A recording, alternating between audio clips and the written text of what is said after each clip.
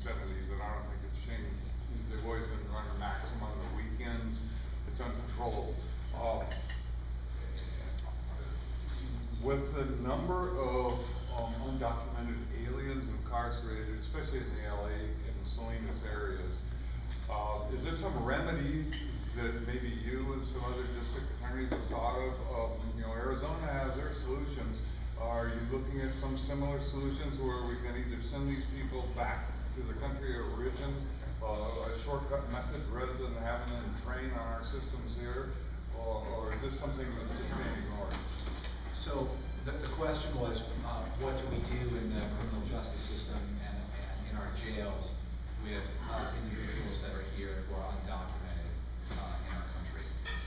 So as the chief law enforcement officer of the county, and I don't say that, not me, but as the district attorney and the chief law enforcement officer, my focus is really public safety. And so for individuals that are convicted of serious or violent offenses, I think it's appropriate for them to be deported after they finish their sentence here. In other words, like somebody commits a robbery or a rape or, God forbid, a murder, we're not just going to ship them back to their country of origin. They're going to do their prison sentence, and if it's a murder, they're probably never going to get out. But they'll do their prison sentence here and then be automatically deported afterwards. Now, I think when we're talking about minor offenses, non-violent offenses, I don't believe that it improves public safety to necessarily deport those individuals. I think it really depends on what they've done. My concern is that by deporting someone who's been here, albeit illegally, for 15 or 20 years and has a family and has children and commits drunk driving where nobody's injured, I'm not sure that helps the safety of the public to then deport that individual. So it's something that we sort of look at on a case-by-case basis. We are actually right now in conversation with ICE, Immigration and Customs Enforcement, about how we will interact with them to deport individuals. So that's my approach. Yes. Me? Yes. Sure. Okay. I had a question about firearms-related charges that are going on right now. A lot of the counties are having difficulty with prosecutions of firearms-related charges. What have you found to be some of the obstacles in relation to prosecutions? I'm not sure what you mean. What kinds of cases are we having? Concealed, for example, concealed loaded carry on an individual that just does it for self-defense. I haven't seen too many cases in our county, and I could be wrong. As I said, we have thousands and thousands each year. The kinds of gun charges that I see us, for the most part, prosecuting are when felons have more in possession of guns, or when individuals use guns and commit crimes. I mean, that's really that's the most common example when gun charges are involved in a case. The issue of individuals carrying a gun openly without we're carrying it openly. I don't see that coming across my desk very often. So maybe if there are some cases. Have you had prosecutions of open carriers? I don't believe we have. I'm not aware of that. Okay. I mean, if you're again, I don't hear. I mean, I don't own a gun. I haven't shot a gun, not yet. Because we have a range, and so Right. I'm going to go out and give it a. Would you like us to take you shooting? Give it a try. We'll take you shooting. I'm going to give it a try, but I have to tell you that my family's experience with guns is not so positive. When my father was in the Army, they gave him a rifle in the Army here in America. They gave him a rifle, and he was, in basic training, and they're doing target practice, and he takes the rifle, he puts it up like this, and he shoots it, and he kicks back, and his nose starts bleeding, and he thought that he shot himself. So he became a medic. So, yes. What percentage of your prosecutions involve the balance between crimes with victims like murder and rape and crimes without victims like drug cases And so, what's the balance in our county here? Sure. Oh, defensive gun uses. Personal crimes like murder, rape, robbery, burglary, those are, I would say, the minority. Most common types of offenses are petty thefts, or driving without a license, or a DUI offense, or drug offenses.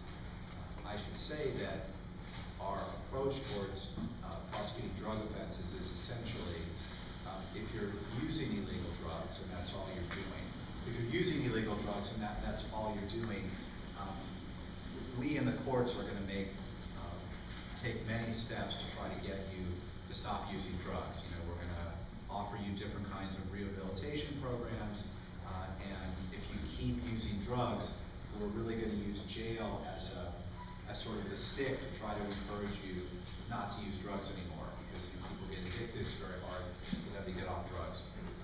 Selling drugs is a different matter. Selling drugs we prosecute more aggressively, and you know, individuals go to jail or prison depending on the amount of drugs they're selling, whether they have firearms or they're selling drugs, etc.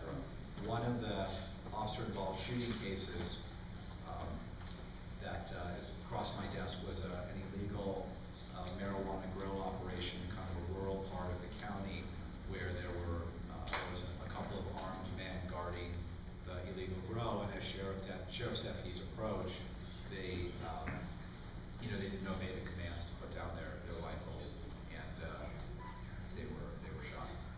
Yes. It looks to me like there might be a chance now for crime to be on the increase because of the economy and reduced budgets for police and people, illegals coming in. And does that seem like it might be happening? Are you kind of preparing for something like that?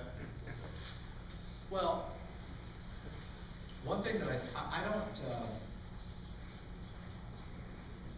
there's too much crime, okay? But I never want to leave people with the impression that there's more crime than there is. In other words, I'm not going to come and scare you and say, and exaggerate the statistics, at least in this county. I am concerned with the factors that you mentioned, that the economy is not good and that there are cuts to law enforcement, and that concerns me. Are we prepared for it in the DA's office? Yes. We're very fortunate. I think our office is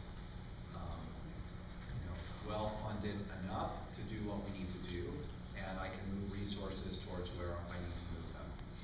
Where I'm most concerned is in the city of San Jose. There's a lot of police officers that are going to be laid off, and that very much concerns me. When I say that the crime rate has been falling, people don't necessarily, it has, and it's not really clear why. People don't necessarily understand it because the economy's been bad for a number of years. There have been law enforcement cutbacks for a number of years, and yet, in most of the country, crime has been falling. It hasn't gone away. But that's my job, is to sort of be vigilant about that. And I'd like to give an honest assessment. I don't want to scare you. If crime gets a lot worse, I'll certainly talk about that and ask for more resources, but at this time I don't need that. Yes? You're standing up, so I thought you wanted to say something. Yeah, do you have any statistical data regarding, like, say, on DUIs, the breakdown of the types of drugs, alcohol, marijuana, or whatever, that shows numbers? Yes, I do. I can't recite them for you. No, I can't recite them for you, but we have a very good computer database system in our office, and I'll give you my card, and we can track that. I mean, I can just tell you that the vast majority of DUIs, 90% or more, are alcohol, and it's a relatively small number that are, whether it's marijuana or methamphetamine or cocaine or something else. Yes? I'm from Santa Cruz County, and I've noticed a tendency over there for people who are on jury duty, that if they know about jury notification, that they're not kept on as a juror. I'm just wondering if you would let people know what jury notification is, and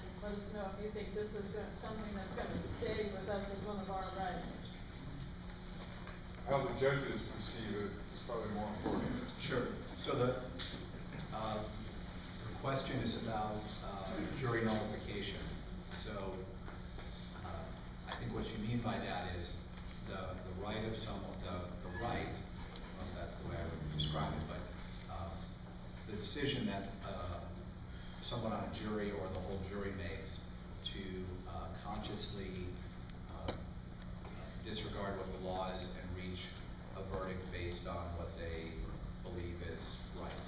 Is that? Yes. Is that fair? Misapplication of the law. And, okay, so, when I was elected as a district attorney, and when I became a deputy district attorney 15 years ago, I took an oath to uphold the Constitution of the United States against all enemies, foreign and domestic, and that I took that oath faithfully without any mental reservation. I say that because we are a nation of laws, and my job as the district attorney is to enforce the law, whether I agree with it or not. Yes, I have certain discretion as the district attorney. Prosecutors do have discretion how we charge cases, how many charges, but what we're doing is enforcing the law. So I don't believe that juries have the right to nullify. It doesn't mean that they don't do that on occasion for all different kinds of reasons. But judges will not instruct juries on their right to nullify because it's not sort of it's not a right. It's something that happens, but it's not something that is recognized as a legal right. And, you know, I think that when people disagree with the law, and one thing that's very, very, very nice about this